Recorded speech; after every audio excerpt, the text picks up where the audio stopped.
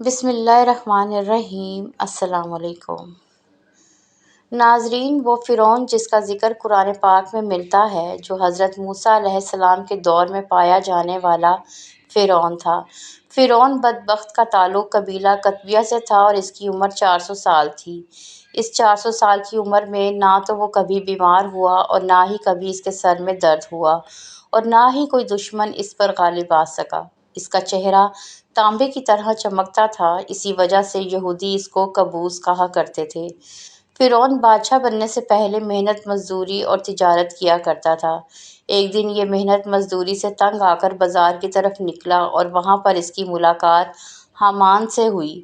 دیکھتے ہی دیکھتے ان دونوں بدبختوں کی ملاقات دوستی میں تبدیل ہو گئی۔ اگرچہ یہ دونوں ملعون کام کی تلاش میں شہر کی طرف روانہ ہو گئے اور ان دنوں شہر میں خربوزوں کی خرید و فروخت کا کام زیادہ تھا، اس طرح یہ دونوں بدبخت ایک خربوزے والے کے پاس گئے اور اس سے کام مانگا۔ چنانچہ اس وقت اس خربوزے والے نے ان دونوں سے کہا، میرے خربوزے لے جاؤ اور بازار میں جا کر فروخت کراؤ۔ جب یہ مال تم دونوں فروخت کر لو گے تو میں تمہیں کھانے کے لیے کچھ دے دوں گا۔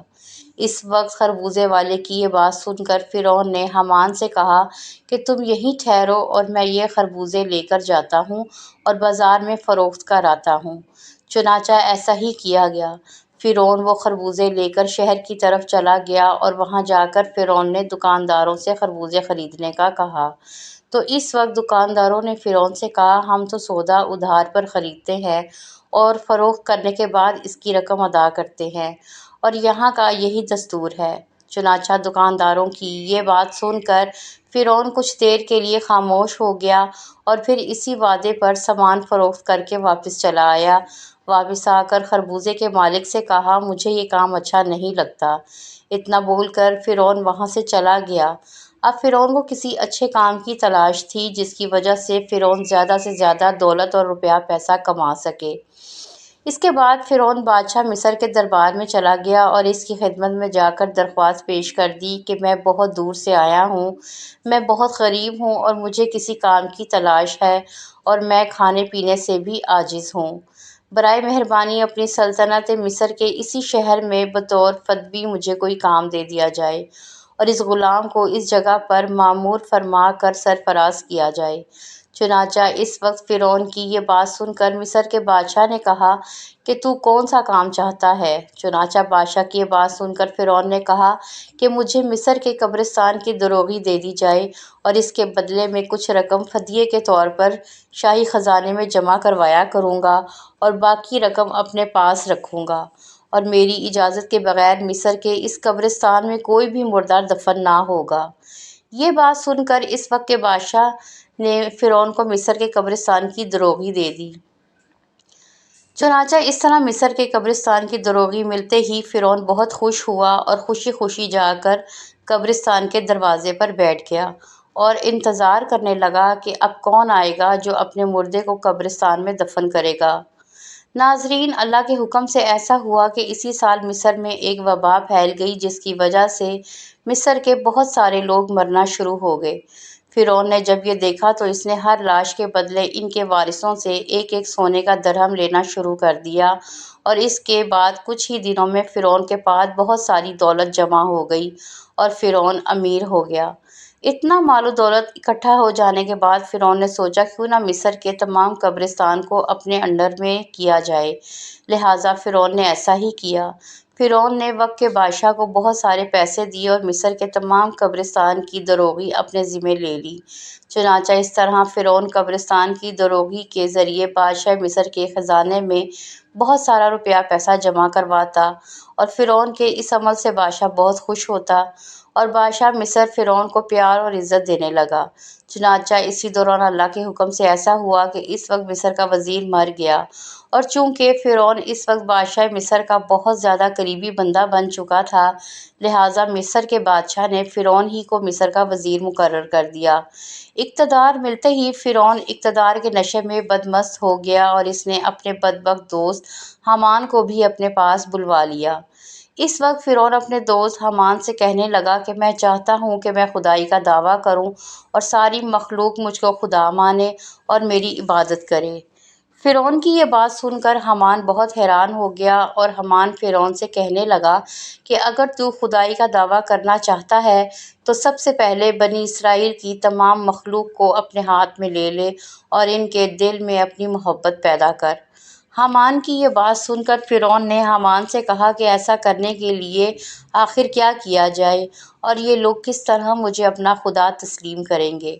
کیونکہ اس وقت تمام لوگ یوسف علیہ السلام اور حضرت یعقوب علیہ السلام کے دین پر تھے، اور کس طرح وہ لوگ اپنے دین کو چھوڑ کر فرعون کو اپنا خدا تسلیم کرتے۔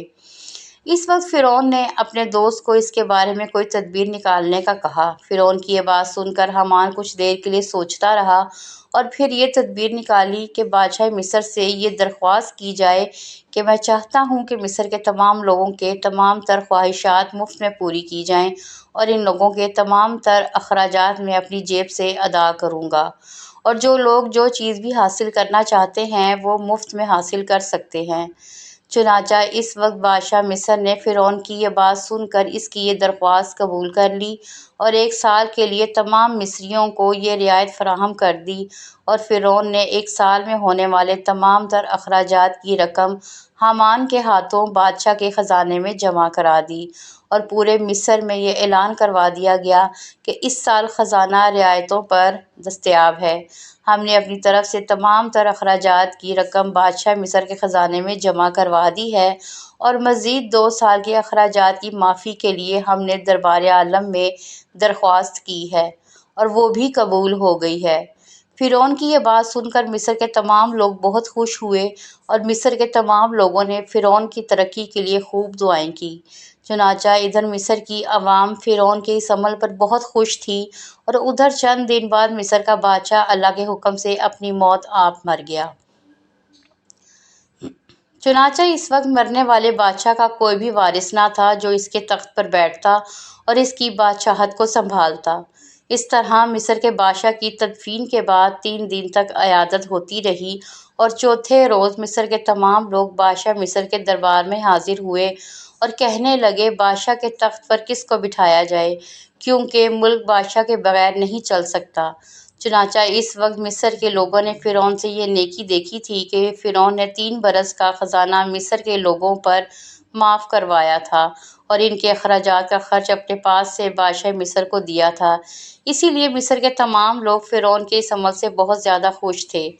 فرعون کی یہ خیر خواہی دیکھ کر مصر کے لوگوں نے بدبخت فرعون کو بادشاہ کے تخت پر بٹھا دیا، اور اس طرح فرعون بدبخت مصر کا بادشاہ بن گیا۔ اس وقت لوگوں نے یہ خیال کیا کہ فرعون بہت اچھا انسان ہے اور ہماری رعایا کا بہت اچھا خیال رکھے گا۔ اس طرح جب یہ فرعون مصر کے وزیر سے مصر کا بادشاہ بنا تو اس وقت فرعون نے اپنے دوست کو مصر کا وزیر مقرر کر دیا۔ فرعون مصر کا بادشاہ بنتے ہی اپنے دوست حامان سے کہنے لگا کہ اب پورے مصر میں ہماری بادشاہی ہے، ہم جو چاہے وہ کر سکتے ہیں۔ اس وقت فرعون نے حامان سے کہا کہ اب کوئی ایسی تدبیر نکالو جس کی وجہ سے مصر کے تمام تر لوگ مجھے خدا ماننے لگیں اور میری عبادت کرنے لگیں۔ اس وقت حامان بدبخت نے فرعون کو یہ مشورہ دیا کہ جتنے بھی علماء دین جو تدریس کا کام کر رہے ہیں وہ سب کے سب دین کی تدریس کو ختم کر دیں، اور لوگوں کے درمیان اسلام کی تبلیغ کا سلسلہ بالکل ختم کر دیا جائے، تاکہ آہستہ آہستہ تمام لوگ اپنے دین سے دور ہو جائیں اور اپنے دین سے بے خبر ہو جائیں، اور آئندہ آنے والی نسل دین سے بے خبر اور جاہل پیدا ہو۔ چنانچہ حامان کی یہ بات سن کر فرعون نے حکم جاری کر دیا، اور مصر کے اندر درس و تدریس کا یہ سلسلہ ختم کر دیا گیا، اور فرعون نے مصر کے اندر یہ حکم جاری کر دیا کہ کوئی بھی شخص مصر میں درس و تدریس نہ کرے ورنہ اس کو قتل کر دیا جائے گا۔ فرعون بادشاہ کا یہ حکم سنتے ہی درس و تدریس کا یہ سلسلہ ختم کر دیا گیا، اور مصر کے لوگوں نے بالکل پڑھنا لکھنا چھوڑ دیا۔ چنانچہ اس طرح درس و تدریس کا سلسلہ ختم ہونے کے بعد وقت گزرتا گیا، اور وقت کے ساتھ ساتھ تمام لوگ جاہل بن گئے اور علم سے دور ہو گئے، اور اپنے حقیقی خدا اللہ تعالیٰ کو بالکل ہی بھول گئے۔ اس وقت مصر کے لوگوں کی یہ حالت ہو گئی کہ وہ جانوروں کی طرح جانور بن گئے۔ اس وقت فرعون نے تمام مصر کے لوگوں کو یہ حکم جاری کیا کہ مصر کے تمام لوگ اپنے اپنے گھروں میں بت بنا کر اس کو سجدہ کیا کریں اور اس کی پوجا کیا کریں۔ چنانچہ فرعون کا یہ حکم پاتے ہی ایک قوم جو اس وقت کثیر تعداد میں تھی، انہوں نے بتوں کی پوجا کرنا شروع کر دیا اور آہستہ آہستہ یہ بت پرستی بڑھتی چلی گئی اور یہ سلسلہ 20 سال تک جاری رہا۔ اور پھر اس کے بعد فرعون نے مصر میں یہ اعلان کروایا اور اس اعلان میں یہ الفاظ لوگوں کے کانوں تک پہنچائے، جس کا ذکر قرآن پاک میں یوں ملتا ہے: اور پس لوگوں کو جمع کیا اور لوگوں سے کہا کہ میں ہوں رب تمہارا سب سے بڑا اور بلند۔ ناظرین، اس طرح لوگ کئی سال تک بتوں کی پوجا کرتے رہے۔ جب لوگ مشرک اور بت پرست بن گئے تو اس وقت فرعون نے یہ حکم ظاہر کیا کہ اپنے گھروں میں موجود تمام بتوں کو توڑ دیا جائے اور مجھے خدا مانا جائے اور میری پوجا کی جائے۔ چنانچہ فرعون کا یہ حکم ملتے ہی تمام لوگوں نے ایسا ہی کیا۔ تمام قوم نے بتوں کو توڑ دیا اور فرعون کو پوجنا شروع کر دیا اور فرعون کو خدا ماننے لگے، لیکن قبطی قوم کے علاوہ کوئی دوسرا فرعون کو نہیں مانتا تھا۔ قبطی قوم واحد ایسی قوم تھی جو فرعون کو اپنا خدا مانتی تھی اور باقی تمام لوگ اللہ کی وحدانیت پر یقین رکھتے تھے اور اللہ کو ہی اپنا خدا مانتے تھے۔ اس لیے فرعون قبطیوں پر مہربان تھا اور بنی اسرائیل کے مسلمانوں پر طرح طرح کے ظلم و ستم کیا کرتا تھا، کیونکہ بنی اسرائیل کی قوم حضرت یوسف علیہ السلام کے دین پر تھی۔ اسی وجہ سے تو فرعون ان پر ظلم کرتا تھا۔ فرعون تاریخ میں وہ ظالم بادشاہ گزرا ہے جس نے خدائی دعویٰ کیا تھا، جس کی ظلم کی داستانوں سے تاریخ کے اوراق بھرے پڑے ہیں۔ بنی اسرائیل کو غلام بنا کر ان پر بڑے ظلم ڈھائے اور اپنی بیوی آسیہ رضی اللہ تعالیٰ عنہ پر ظلم کے پہاڑ توڑ کر ان کو شہید کر ڈالا۔ آخر کار اللہ تعالیٰ نے اس کو اس کے تکبر کے ساتھ دریائے نیل میں غرق کر دیا، اس کی حکومت کو نیست و نابود اور تہس نہس کر ڈالا اور رہتی دنیا تک کے لیے اس کو عبرت کا نشان بنا کر یہ ثابت کر دیا کہ تکبر کا انجام صرف بربادی ہے اور تکبر صرف اللہ کی چادر ہے۔ فرعون کی محل میں ایک عورت فرعون کی بیٹیوں کے بال سنوارا کرتی تھی۔ ایک بار فرعون کی بیٹی کے بال سنوار رہی تھی کہ ان کے ہاتھ سے کنگھی گر گئی۔ جب کنگھی اٹھانے لگی تو انہوں نے اللہ کا نام لیا۔ جب اس باندی نے اللہ رب العزت کا نام لیا تو وہ فرعون کی بیٹی سمجھ گئی کہ یہ تو میرے والد کو معبود نہیں مانتی، بلکہ حضرت موسیٰ علیہ السلام کے اللہ پر ایمان رکھتی ہے۔ چنانچہ اس لڑکی سے پوچھا کہ کیا تم میرے والد کو خدا نہیں مانتی؟ اس نے کہا کہ ہرگز نہیں، میرا خدا تو وہ ہے جو حضرت موسیٰ علیہ السلام کا پروردگار ہے۔ جب لڑکی نے 2 ٹوک جواب سنا تو وہ اٹھ کر اپنے باپ کے پاس گئی اور کہنے لگی کہ آپ کے محل میں آپ کے زیر سایہ رہنے والی عورت آپ کو تو خدا ہی نہیں مانتی۔ بیٹی کی بات سن کر فرعون غصے میں آ گیا۔ چنانچہ وہ کہنے لگا کہ میں دربار میں جا کر اس عورت کو ایسی سزا دوں گا، یا تو وہ موسیٰ علیہ السلام کے رب کو اللہ کہنے سے باز آ جائے گی یا پھر اپنی جان سے ہاتھ دھو بیٹھے گی۔ اور جب فرعون اپنے دربار میں پہنچا تو اس نے اس عورت کو اپنے پاس بلوایا اور کہنے لگا کہ دیکھو بھائی، تم موسیٰ علیہ السلام کے اللہ کو کہنا چھوڑ دو۔